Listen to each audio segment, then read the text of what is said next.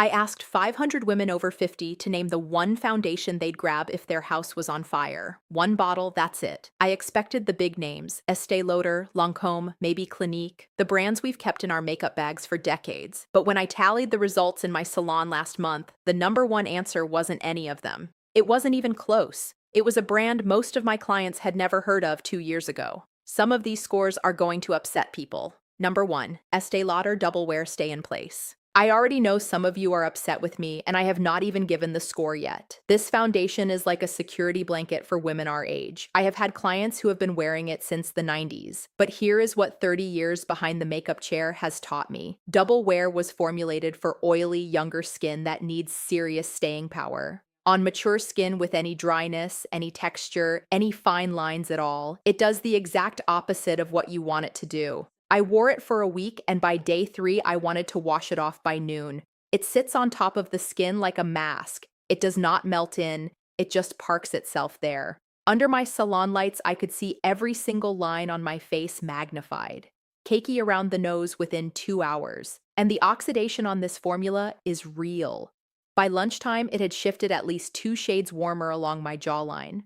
That orange cast that you think is just the lighting in your bathroom mirror, it is not your lighting.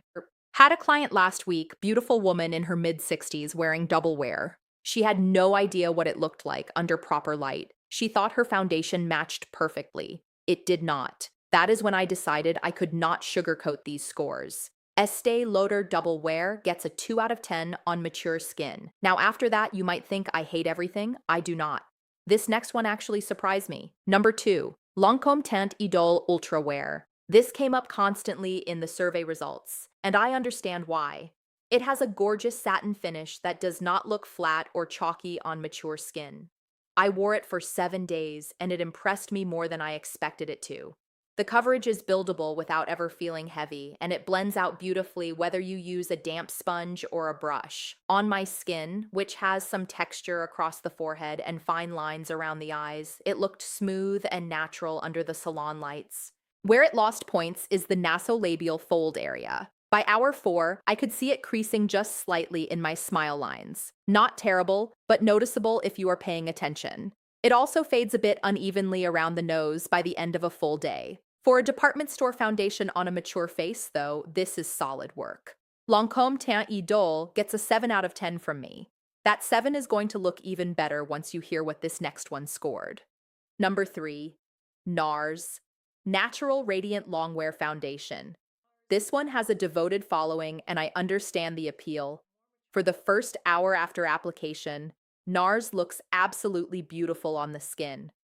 Radiant finish, lovely texture, the kind of glow that makes you think you are having the best skin day of your life. Then it falls apart. Around the 90-minute mark, I watched it start separating around my nose. By hour 2, it was clinging to every dry patch and creasing deep into my nasolabial folds. The word longwear on this bottle is doing a lot of heavy lifting. On younger, oilier skin, this probably holds up fine. On 51-year-old skin with some texture and dryness, it basically disintegrated by mid-afternoon. I also noticed it breaking down differently across different zones of my face. Some areas still had decent coverage, while others looked like the foundation had been wiped clean off. That patchy, splotchy look is one of the worst things a foundation can do to mature skin because it draws the eye to exactly the spots you are trying to even out. NARS gets a 2 out of 10 on mature skin. So far we have a 2, a 7, and another 2. I was starting to wonder if any foundation in this survey was going to blow me away. Then I opened the 4th bottle. Number 4, Luxe Color Changing Foundation.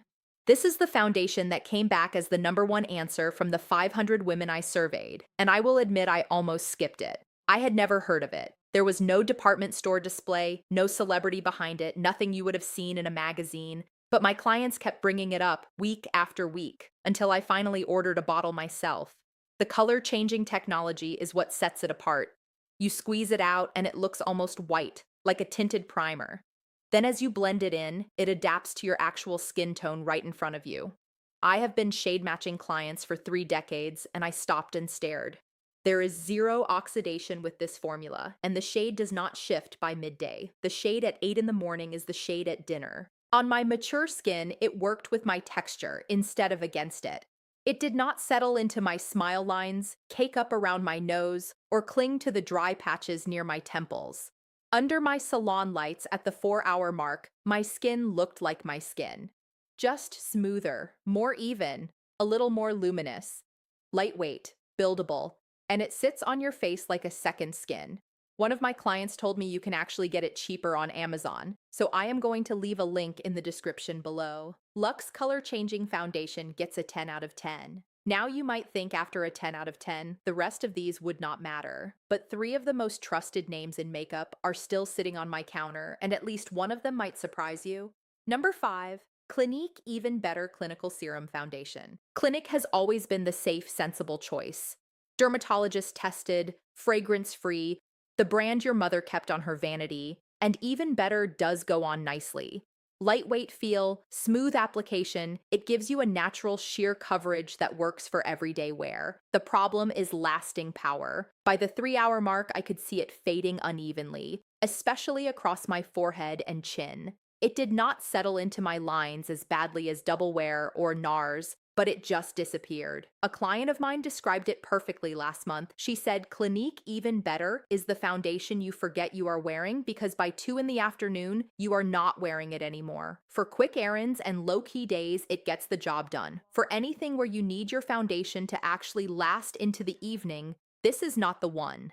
Clinique Even Better gets a 4 out of 10. But this next foundation almost earned a spot right behind the Lancôme. Number 6. Armani Beauty Luminous Silk Foundation. I am not going to pretend this is a bad formula because it is not. The finish on Luminous Silk is the most skin-like of any luxury foundation I tested in this entire lineup. It photographs beautifully. When I wore it to a client event on day 3 of testing, I got more compliments on my skin than I have in a long time. So why only a 6? Application. Luminous silk demands patience. You need to warm it between your fingertips, apply in very thin layers, and build slowly. Rush it even a little bit and it turns streaky on mature skin. It also does not love movement. Talking, laughing, eating dinner, the normal things we do with our faces throughout the day, all of that pushes the product around more than I expected. By the end of a busy day in my salon, my chin and forehead had visible wear. Armani earns the 6 because when everything goes right, the finish is gorgeous. But a foundation that only performs well when you treat your face like a still life has a serious limitation.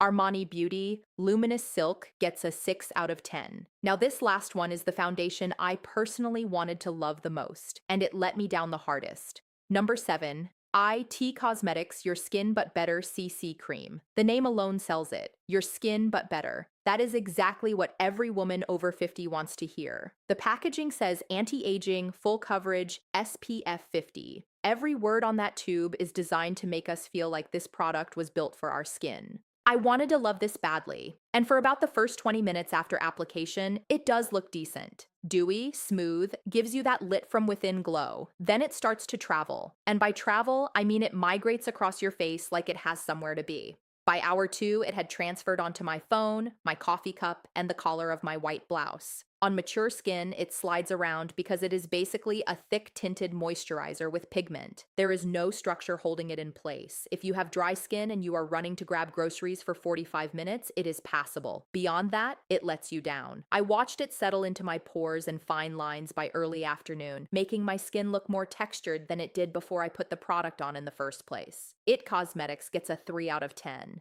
So there you have it. All 7 foundations, tested on real mature skin, scored under professional salon lighting. Out of the brands that 500 women swear by, only 2 scored above a 5. And the foundation that earned the only perfect 10 was not from a department store beauty counter. It was Luxe. In Korean beauty, there is a philosophy I have carried through my entire career. The best makeup is the makeup nobody can tell you are wearing. Your skin should look like your skin on its absolute best day. If you have been loyal to a foundation that scored low on this list, I am not telling you to throw it away tonight, but I am telling you to keep an open mind. Try something new, compare it under good lighting, and let your mirror give you the honest answer. I am testing the top 7 concealers for mature skin next, and the results are just as surprising. Click the video on screen to see that one when it drops.